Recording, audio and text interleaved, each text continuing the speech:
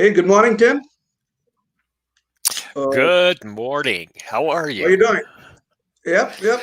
Oh boy, it is cold here. I'm like about 6 hours away from the border to Mexico and the United States down in the southwest, and we have about Mhm. 5 or 6 inches of snow. We are buried. The whole city has stopped. This has not happened in years in the United States, and so it's very strange. It's like it feels like it's unknown outside. It's wonderful. How are you doing, by the way? Oh, doing good. Bit tired. A bit tired. But it's a day. It's life. So super busy. Someday it goes easy. So today was a little bit. The day was a little bit hard on me, I guess. But it's all good. It's all good. It's evening here, 7:30. We didn't see rain today, which we were seeing it every evening in the last 1 week, and that's where even the temperature has actually dipped a bit uh, compared to last few days. Uh, Wow. What does that but do yeah, to things the things are moving. when things change like that? What does that do to the spirit of the people around you? What does that do to the tone of the streets when the weather changes like that? I mean, if it is predicted, if you know already that it's coming on the way, then you are prepared, right? If something sudden happens, the weather change, right? I mean, in the evening or by afternoon, it's all sunny, and you step outside,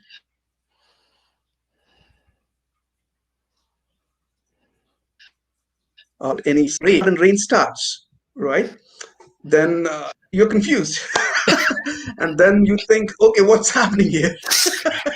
So, Right, so right, right. yeah, It's so here in India, there is highly unpredictable weather forecast, especially when it comes to Bangalore. Uh, I mean, you should actually come in. Yeah, I know you had lived in Bangalore, so you know this. The day you sweat, it's most likely that you will see rain evening. It doesn't matter which month of the year you are living in, it will rain. So that's how the life has been in Bangalore. But what I have seen in couple of years in past, it has actually been very unpredictable. I mean, compared to the last 10 years, if you see that, it's right. weird. I mean, you won't believe, Tim. Last night, I mean, it rained almost 12 hours. Almost 12 hours. Okay, we were down with the network. We My car was parked in a basement, so I had to actually literally go ahead and pull it back on the ground, so that it should not actually uh, uh, thrown in. So I mean, oh yeah, all this exciting things happen here. But how is life at your city, Tim? You mentioned that it's snowy there. You also sent me the pictures. It looks beautiful, by the way. It is a dead I'm stop. sure people living in there Oh, will have a different. it's beautiful. And we're in our houses. And it's like this is weird. It does happen. We have seen this happen every 2 or 3 years, but still, it is strange. Like you say, it's this is unnormal. For instance, a gentleman just walked by my house. He's carrying a shovel, and it's like I know he's going to scrape the snow, but where is he going? And why is he carrying a shovel? Why isn't he just going for a walk? Is he walking his shovel? We don't know. Or is he helping somebody? And it's everything is really strange. It's like our minds are racing, and it's weird. Yeah, yeah. Alrighty. So, what are we going to discuss today? I did mention a topic that Are we living in so let's focus in on this particular topic today and check out the reason why people have started living in isolation. Why there is a political unrest that we all feel. Maybe I live in India, you live in US, but we see that, the political unrest in the society, in the community out there. I know US is going through the election, general election, so do many of our states in India. So let's talk a bit on Oh, those everything. areas from the audience today. Everything is weird. Now, we're living in isolation. I like solitude. Okay. Solitude is great. Solitude means I set myself aside so I can have deep, long, heavy thoughts. This is where I become very creative.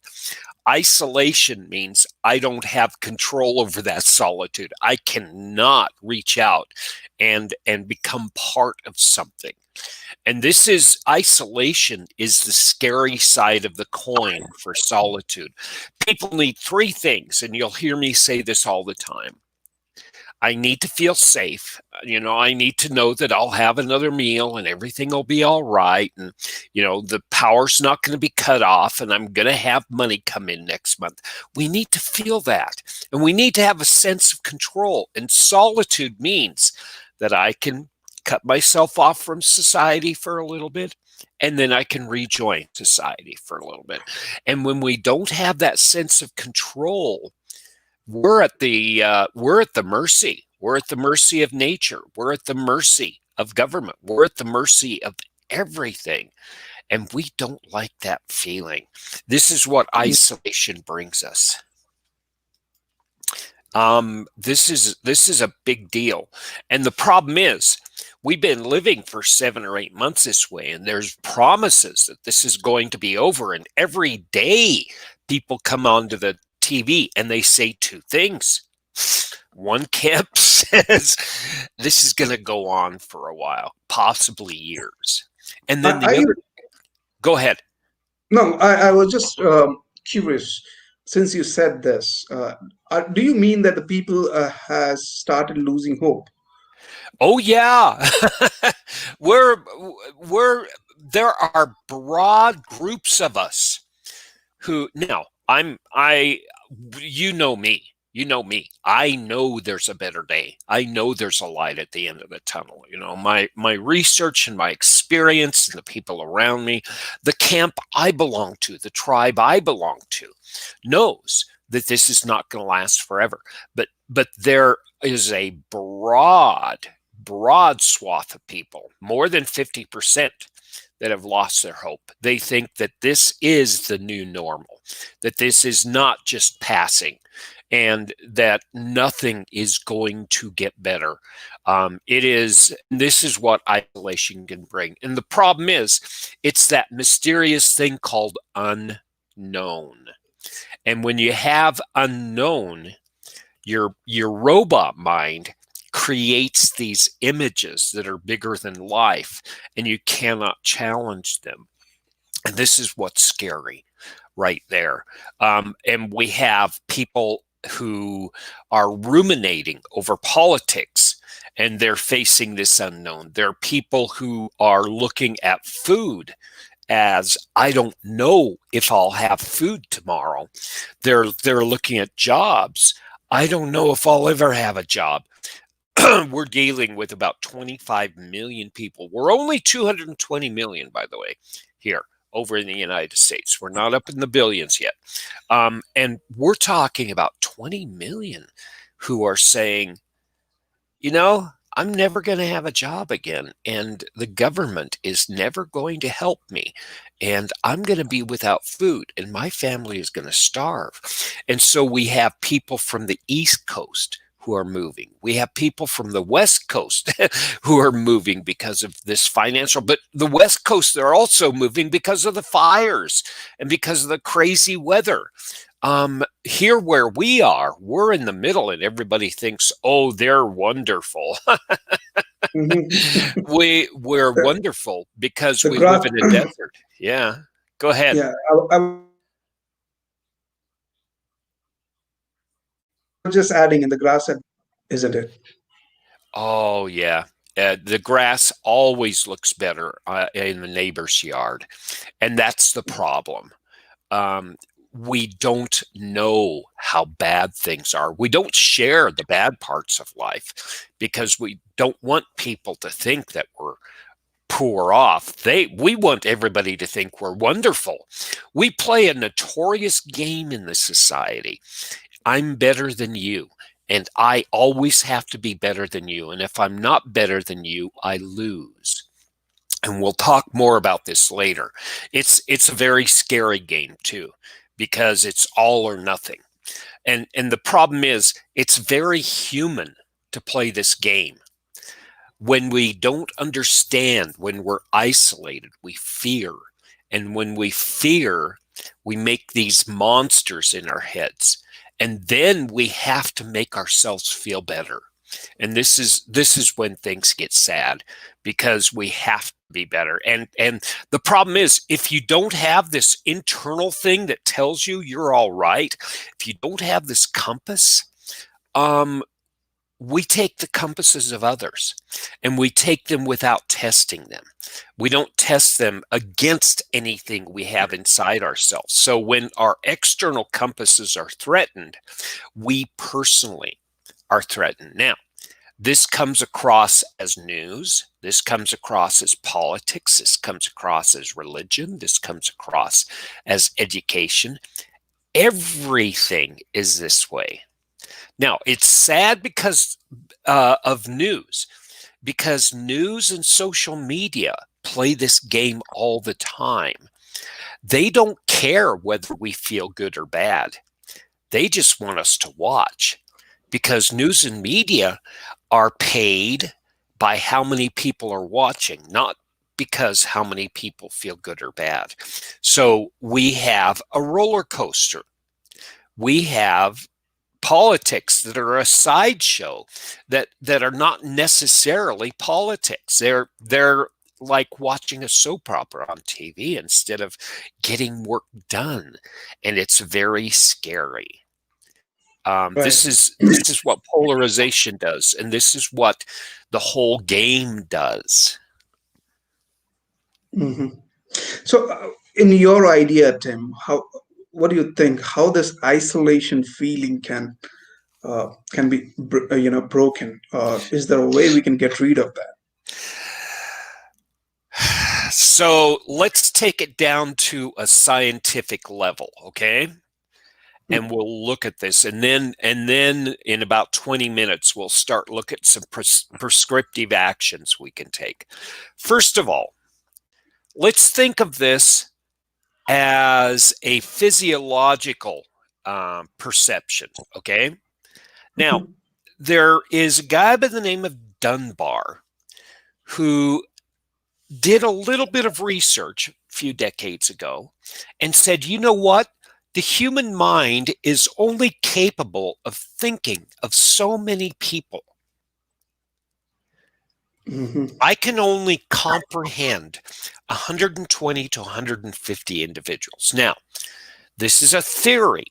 This is not reality, but it's an interesting theory, which means there's 120 people or 150 people in the world that Tim calls us.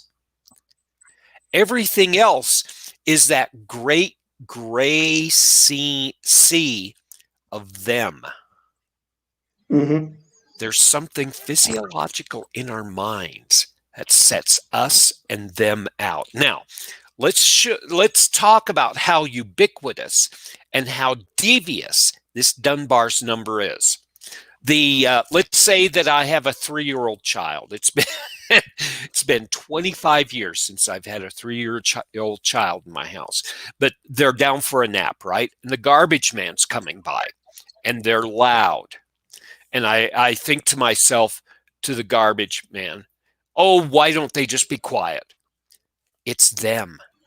I don't know that garbage man. They're making a lot of noise. Now, if I go out and introduce myself to that garbage man, and all of a sudden I know that garbage man is Frank, And some days Frank has good days and has bad days. All of a sudden, Frank is not them. He's one of us. He's one of my tribe. And I can say, hey, Frank, my child's taking a nap. Would you mind? And he says, no, not at all. I understand because I'm one of Frank's tribe. Okay. This is how our minds work under this model. Now, the problem is there's that limit to 120 to 150 people. I can't cross that limit. That limit was established, according to this theory, when we actually started setting up groups of people. When you have groups of people in simple societies, they are not bigger than 150 people, right? That's a small village and they can sustain themselves. It's scary. We tend to put that wall up, and all of a sudden, everybody who doesn't believe in us as us is a them, right? My political group is mine, everybody else is them. My religious group is mine, everybody else is them. And all of a sudden, this Dunbar number says that we are predisposed because of the physical structure of our brains and how they function. We have this polarization. We'll come back to this and we'll talk about how we can break this down. Now, that's just... I have a question, Tim. I'm sorry to interrupt, but just got a question regarding this Dunbar stuff. To remain somebody in my Dunbar, is it necessary that he should like my ideas, should agree to what I say? It depends. The problem is that we're not taught how to cross this boundary. Okay? And this is where we get into prescription. It depends on what your objective is. If your objective is to feel safe and to be in control, no. If your objective is to be brave and be a little bit out of control, yet to learn and grow, then all of a sudden, I'm going to put this us versus them secondary, and I'm going to take a risk. And I'm going to say, perhaps that person is my tribe or not. And maybe if we work together, we can actually come out better. Now, this is the thing that gets really goofy. This means that I have to stop playing this game. Remember this game I was talking about a few minutes? This win and lose that I'm playing all the time? This is a common game that everybody plays. It's called the zero-sum game. There's a bucket of win, and the more I win, the more they lose. The more they win, the more I lose. I have to find a way to set aside that whole game. And that's what we do. Now, you can cross that boundary, but there has to be a reason. There has to be a purpose. Remember this purpose-driven life we've been talking about? All of a sudden, there's something very personal. There's a reason for me to step outside of my tribe. Now, let's talk about a second game. This second game is not as popular. It's called non-zero sum. This is the interesting game, okay? So we have zero sum. I win, you lose. One corporation, Apple, wins. That means Microsoft loses, right? And then Microsoft wins, and then Apple loses, right? They play this game all the time inside of a corporation. I worked for a corporation that said, we only have this much money for promotions and raises. 3% of you are going to get promotions. The rest of you are going to get raises. And by the way, 3% of you, we may not have a position for you at the end of the year. And that's all they had. There was a finite amount of win, and everybody else lost. And so it created a very competitive culture. Now, You're starting to think about religion and you're starting to think about politics in your head. That's exactly where this is going. Every camp, political, religious, spiritual, social, has this win versus lose. But there's another game you can play. And some companies, some nations, some communities have learned how to play it. Non-zero sum is really weird. There was a philosopher by the name of Jean-Jacques Rousseau who created this thing called, it was a mind experiment, okay? It was a theory. It's called the stag hunt. Let's say we're back in prehistoric times, right? Paleolithic times. And I'm a hunter. And I know that where the rabbits are. And I go every day into this valley and I get a rabbit or two and I feed my family. Okay, this is great. But I have to go out there every day.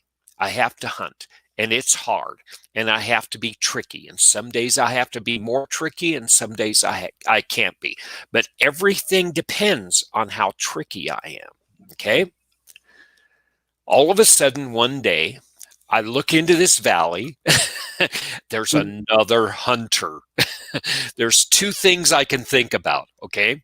I can think about the zero-sum game. If they get a rabbit, that's one rabbit I don't get, okay? I'm competing. But all of a sudden, there's another game I can play. What if I get together with that hunter and I risk a relationship with them? This is the cool thing about non-zero sum. I can get a deer. I can get enough food that both that other hunter and I can sit by the fire and have fun for a week. And this is the goal of non-zero sum games. We don't compete. We play together and we learn that. Now, the risk is no longer whether or not I win. The risk is in how I gauge the relationship. That's what non-zero sum says. If you risk in the relationship, you can win much more than if you play a zero-sum game. You know the quantity of win in zero-sum. You know the rules in zero-sum. In non-zero sum, you don't know the rules. You make up the rules as you go along. Basketball, football, these are zero-sum games. There are non-zero-sum games too. One of them is a children's game we play in the United States. It's called tag, and we make it up as we go along. And it's really strange because the objective of zero-sum games is I win and you lose. Non-zero-sum game is how long can we keep this game going? How long can we be productive? How long can we have fun as children? How long can we get these deer and so we can be lazy and fat by the fire? This is the whole objective that we look at, and I think about this all the time. This is what you're looking at. How can I turn this game from a zero-sum to a non-zero sum? How can I use relationships and do this? Now, the secret is, if you know what needs people have, and if you can connect fulfillment of their personal needs, they'll do anything to fulfill their personal needs. I said there's three needs, right? Feel safe, have a little bit of control, and at the end of the day, I feel like I did something meaningful. I have meaning. There is a place for me in life. And if I can connect the work people do to that, they'll do anything. This is called motivation. And this is where we get into influencing. It's funny because if you look at zero sum, and if you look at zero-sum business and political leaders, they have one way to lead and one way only. This is the idea, and everything else is a threat. We will win and they will lose. And by intentionally making them lose, we automatically win. There you go. That's all you have. With non-zero sum, you don't have a competitor. You don't have a them. What you have is, if we play together, we're all fulfilled, which is scary because there are no rules and you have to rely on relationships. You have to learn and utilize trust. And this is very hard and complex. Now, in a zero-sum game, a leader cannot be challenged. In a non-zero-sum game, a leader says, you're not challenging me. Give me better ideas. Help me understand. And they surround themselves by wise people and experts. And these experts feel safe so that they challenge the ideas. They don't challenge the leader because they got a good thing going. They challenge the ideas. And this is called debate. When you don't have debate, you don't have non-zero sum.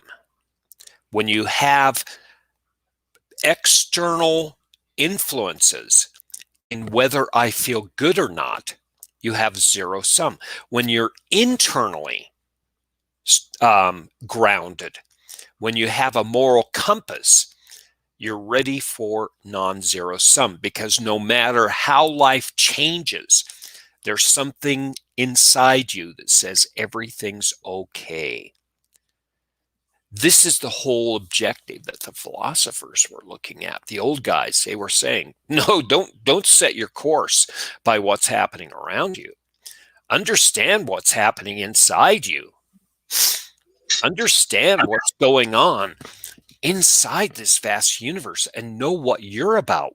Know what your nature is. Know what your right and wrong is, and set your course on that. And by acting on your nature, you'll naturally attract your us, your tribe, your advisors, the people you want to be like. And then all of a sudden you're moving forward and you've crossed that boundary from zero sum to non-zero sum. Can I Is ask this? you this? Go ahead. Yeah. No, I was just thinking, Tim, zero sum versus non-zero sum. Don't you think the non-zero sum seems a little boring? There's no challenges, no deadlines. Okay. Zero sum happens in the arena, right? Zero sum happens in the Hmm? arena. You go out and you're going to die, and somebody else is going to win and they're going to live. Or you're going to live and somebody else is going to die. Non-zero sum happens in the arena.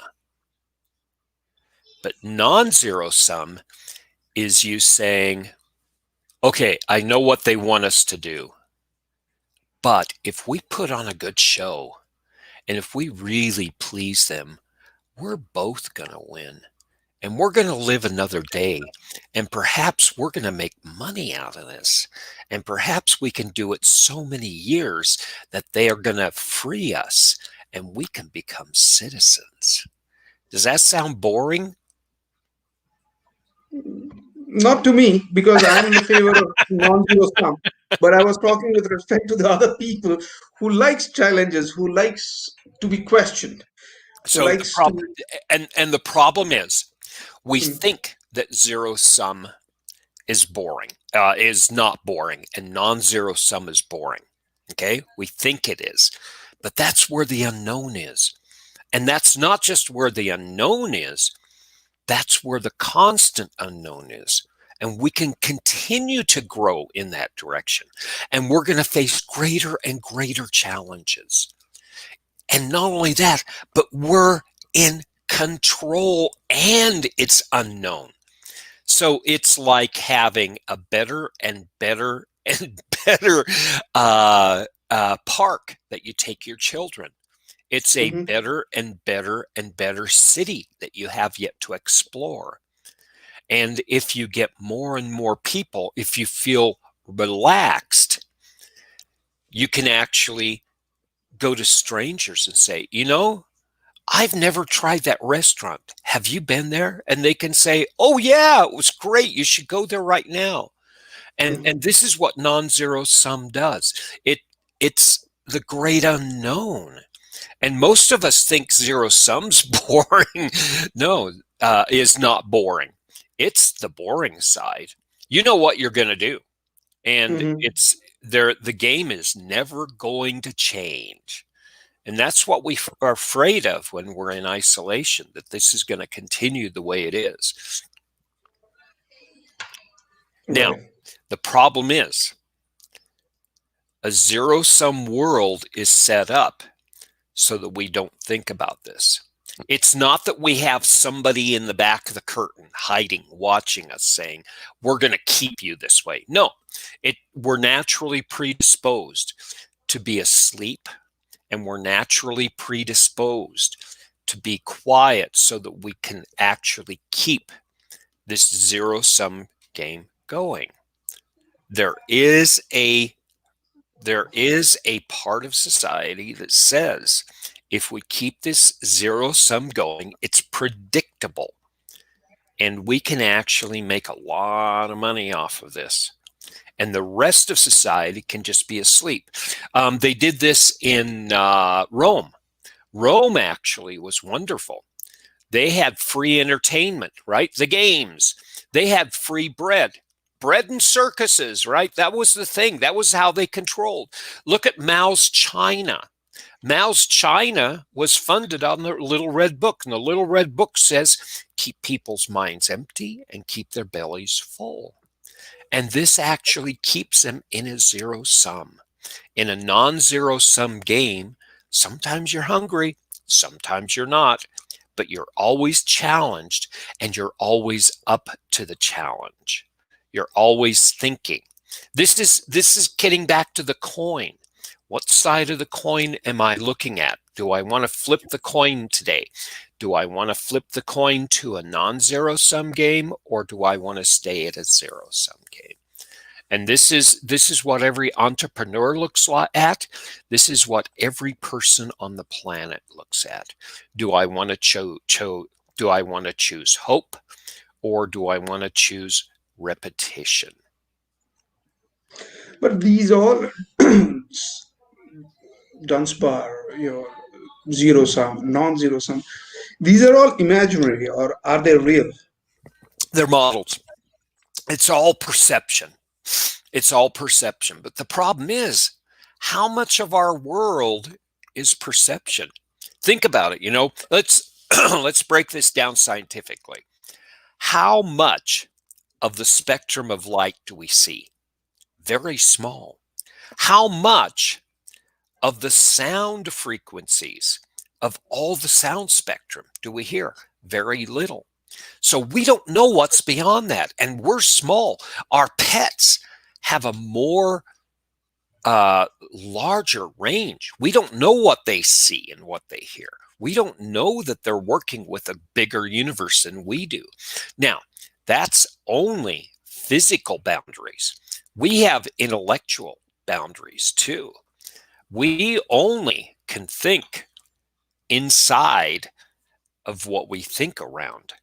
And so we call this intellectual boundary our perception, how we see things, how we take this input and turn it from data into information. So again, zero sum says it has to be this way. Dunbar drives everything. Non-zero sum says Dunbar's one model, zero sum versus non-zero sum's another model. And if I think of them as models and not the reality, I can use them to explore the bigger picture. And maybe there's another theory out there that's even bigger. So yes, they're not real. They're tools to help us explore something bigger than we could think of before. This is what's scary about science. We can actually use this method to move forward and make our world bigger. This is how we explored the atomic and the subatomic world. This is how we explore the solar system. This is how we explore nutrition and how we actually discover things like like a vaccine for a pandemic. We actually don't work with reality. We work with our perception of reality today in the hope that we can perceive of greater things tomorrow. You're right. They're only models under a zero-sum game. And a non-zero-sum game, they're also models, and they're tools to let us open the world up into a safer, larger, more exciting world. All right. Okay. All this is fine, but uh, let's take up this question. Uh, Give us some activities to help us change our opinions, the perception that you're talking about. Okay, so really quickly, let's make this actionable. Nothing's fun unless you can actually do some experiments, right? Mhm. Experiments are exciting because they are fun. Turn everything into an experiment. Go out and take risks. Not big risks, don't jump in front of traffic and that kind of thing. But learn your garbage men's name. Find out what they're like. See what their side of the world is. Set aside your perception. And that's it. Actually, if we can actually do that, all of a sudden we learn that we have perceptions. We don't necessarily have reality. And all of a sudden, isolation isn't just isolation. Isolation is also solitude. And you can wake up every day and flip that coin. Do I want this isolation to be solitude? Do I want this solitude to be isolation? I choose. It's establishing control in these little things. Do I want to live in a world where there's hope? Do I want to live in a world where there's no hope? This is a choice. Now, we get this choice through building it and flipping the coin every day. We can build up the habit where we flip the coin to the choice and the hope side every day. And all of a sudden it becomes automatic. It takes 6 to 8 weeks. Okay. It's pouring your first cup of tea or coffee, looking outside and saying, do I want to look at a beautiful day? Do I want to look at a miserable day? Try it. Okay. I'm not saying you're reprogramming yourself. I'm saying that you're flipping a coin and you're making it a habit. Know people's names. Take risks. Are they part of my tribe? Are they part of my Dunbar's number? Even though Dunbar may or may not be real? See what Mhm. happens. See how that changes. And realize that if you're part of a political movement, great. You believe in something. Something actually gives you value. But does that mean people that don't have your viewpoint have no value? What if they have a way to help you make lots of money? And Mhm. all of a sudden you've discredited them. That means you're totally cut off from them the rest of your life. See, the risk is not necessarily in winning and losing. The risk is, do I risk a relationship such that my world can grow a little bigger? This is the key. And this is the whole thing behind debate.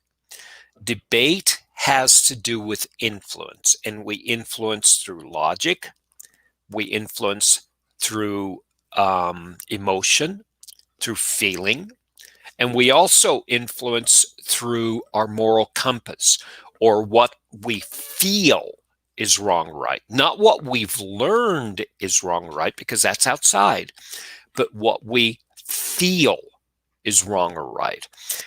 You you have a gravitation or a magnetism to leaders who have conviction. They really believe in it. It's not that they have conviction. It's not that they logically concluded this. they worked it through intellectually, but they have a moral compass that they built, and they're deeply, deeply connected to this sense of wrong or right inside of themselves. You can learn this. We have thousands of years of people who said, here's how you discover your moral compass. The problem is this knowledge and this path has been covered up by thousands of years of playing win and lose. And win and lose has become more important than finding this moral compass. It's the game you want to play every day. You choose the game. Neither game is wrong or right. Okay. In the end, it's what do you want? What do you desire? What fulfills you? What makes you feel safe? And again, it has to do with food. It has to do with thinking. It has to do with opinions, and realizing that opinions are different and people are the same. Now, there's another thing you can do. It's called smoothing. In conflict, we have an emotional interchange because we have different perceptions. We have different ideas, and we cannot allow our ideas to be threatened or our personal identity is threatened, okay? That's called conflict. Now, conflict is not bad because it shows we have difference of opinions. And when I see conflict, I say, aha, this person has a different idea. Let's explore their ideas and see if it can make me and my world a little bigger. Or you can say, the more they're right, the more I'm wrong.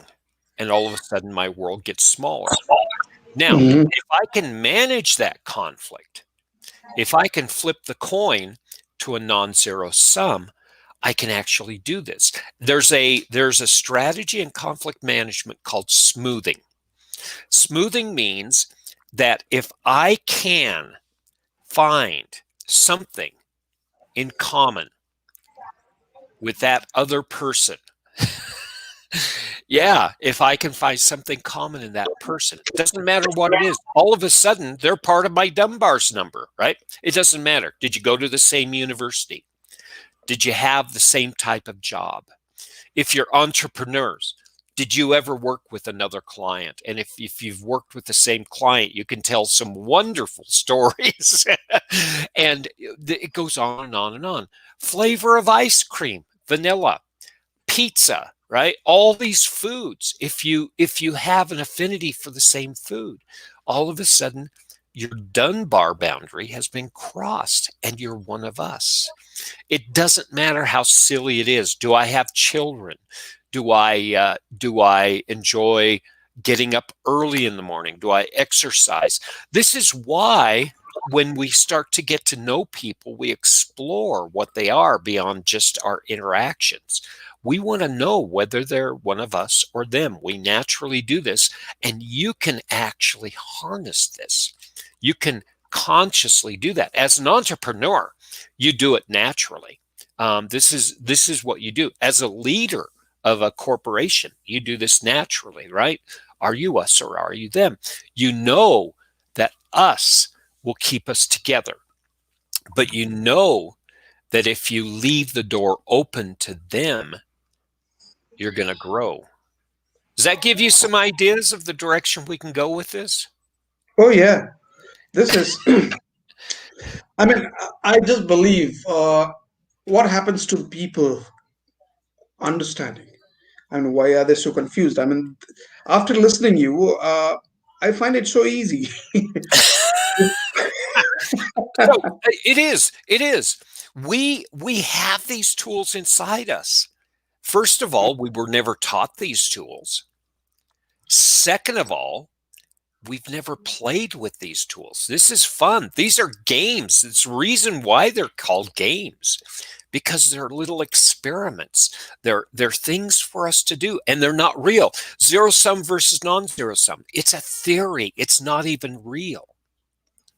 Is being good in other views is more important than being in ourselves. Oh boy, Rohit, let me tell you, that is a topic for months, if not years. This is a struggle that a lot of philosophers had. Is it more important to be aligned with the good of others than the good of yourselves? And there are philosophers in both camps. The problem is, if you're good in other people's view and not good in yourself, you're disconnected from this stomach, from this internal compass.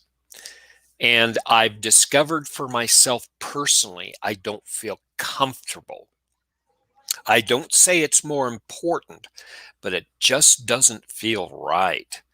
I've tried to be one of them. I've tried to do that, and I've tried to align with things that doesn't feel right. Think about this. Put yourself in an extreme situation where your boss is corrupt. They're being right because they're rewarded. And that's great. That's good for them. You can support them, and they can be rewarded, and they can reward you a little bit. But is that your view? Does that cross your moral boundaries? If you no longer feel good, does that really help you? Now, that was an extreme example. We do this all day, right, though? Don't we? I don't want to go to this meeting, but I'll go to it. And then I'll get the meeting over, and I'll be all right the rest of the day. We make these negotiations all the time. They're compromises. We get partial satisfaction from them. We're never totally fulfilled. I go home. I have to have dinner. I just feel cranky. If I have dinner, if I get a little bit of food and I relax, I'll feel much better. But my family has so many demands. If I take care of my family, if I negotiate, if I grin and bear it, one more day, I can do it. Now, there has to be a way that we cross this boundary. There has to be a way where we can negotiate two ways. Or if we continue playing this zero-sum game in our head, it's going to wear us down. And we're going to get tired because we're going to perceive, it's not going to be real, but we're going to perceive that we're going to lose more than we're going to win. And over time, if we are not connected to our own internal sense of right and wrong, and if we can't have this open discussion of debate, we're going to, over time, we're going to get sick and tired, and we're going to say the wrong thing. And either we're going to lose our jobs, our family's going to suffer, or we're going to kick the dog or something. This is just personal view, but it's also supported by what philosophers have said over the years. Finding your own moral compass is important. It doesn't mean you're going to lose your job. It's going to mean that we're going to be able to take movement.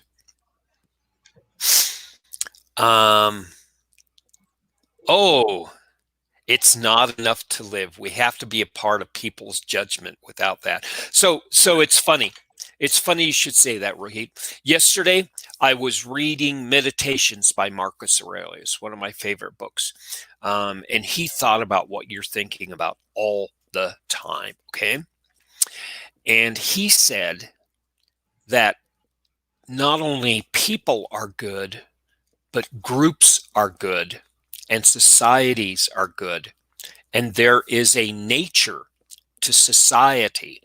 And if society knows its nature, it moves forward. Like a beehive. If a beehive knows how to be a really good beehive, they're going to do well. If a bee knows how to be a bee really well, not only is it going to take care of itself, it's going to take care of the beehive just because of its nature. Guess what? These philosophers said that humans have a nature too, not just bees, not just beehives, but humans. and human societies have a nature. And if I know my nature, I know how I can support society. And as long as I support society, society will take care of me. What's not good for the beehive is not good for the bee. And the problem is these things break down from time to time. And this is one of those times in society. You're right. It depends on the environment we're living in. But you, with your perception, get to define the environment. Are you talking about the entire world? Are you talking about your nation, your state, your village? You talking about your family? We can create these little bubbles, and that's why we have Dunbar. Dunbar says everything's good within here. So we need this Dunbar, but we don't necessarily also need zero sum. We need zero sum to define non-zero sum. In the end, these are just imaginary things in our heads. They're just models. There is no us and them. There is no us and them. And we know this. If we study climate change, we are part of nature. There is a nature to who and what we are. There is a reason why people are here. And I'm not getting all spiritual on you. I'm not getting all scientists on you either. I'm neither. I don't play those games. You know, what I'm saying is there is a nature to us, and it is in our best interest, personal interest, to understand what our nature is. And once you figure this out, it makes things a little simpler. Life, the philosophers said, when you start figuring out what your personal nature is, and that's connecting to your moral compass, right? When you figure out what your purpose is, life turns into brushing your teeth, doing your exercises, eating, and it gets real boring, except you have a non-zero sum game. If you have a zero sum game, you're great, you're horrible, you're great, you're horrible. You're in the middle of a soap opera, and you're winning and losing constantly. And you get to choose which side of the coin you're playing. This is the choice you have. Neither one is really better than the other. It depends on what your nature is. Is it your nature to feel safe? Is it your nature to have a little bit of control? I'm not talking about being able to control the clouds and lightning bolts and water. I'm saying put an umbrella over your head and get inside a house and stay warm. That's a little bit of control. And fulfillment itself. Did I do a good job today? Did I run the race and do a little better than I did? And philosophers said what Tim's talking about right now is human nature. This is what I'm talking about as being good and excellent. Can I add something to this? Uh, Rohit, this is a $1 million question. I mean, everybody actually faces this. Do I need to be good, or do I need to be according to the society? I mean, this is confused state. But let me put it this way, and this is my the way I live is basically I believe that the society is made of us. It's the we people who makes a society.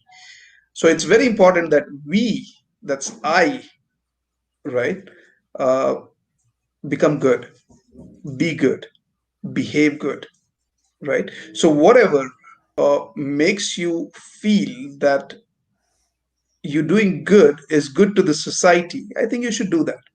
Whatever you think that you're doing, and that deed is not good for the society, you should take an excuse, give it a pause. And also, we are them. That's important. We are the people, like you said, Rohit. We are them because we travel the world and learn how to use the stars to go to places. We get off this planet. We face climate change. It's not them over there. It's all of us. And we're in a confined place, and there's a limited amount of resources. And it's only we who can actually explore and find unlimited resources.